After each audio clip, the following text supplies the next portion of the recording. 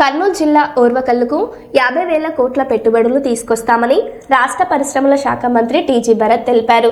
సుంకేస్ల రోడ్డులో జరిగిన Vasavi premier league 9 ముగింపు కార్యక్రమంలో పాల్గొని విజేతలకు బహుమతులు అందజేశారు. ఈ సందర్భంగా వారు మాట్లాడుతూ కర్నూలు అభివృద్ధికి నిరంతరం కృషి చేస్తున్నట్లు చెప్పారు. రాష్ట్ర వ్యాప్తంగా ఇలాంటి క్రీడా పోటీలు నిర్వహించాలని నిర్వాహకులను ఆయన సూచించారు.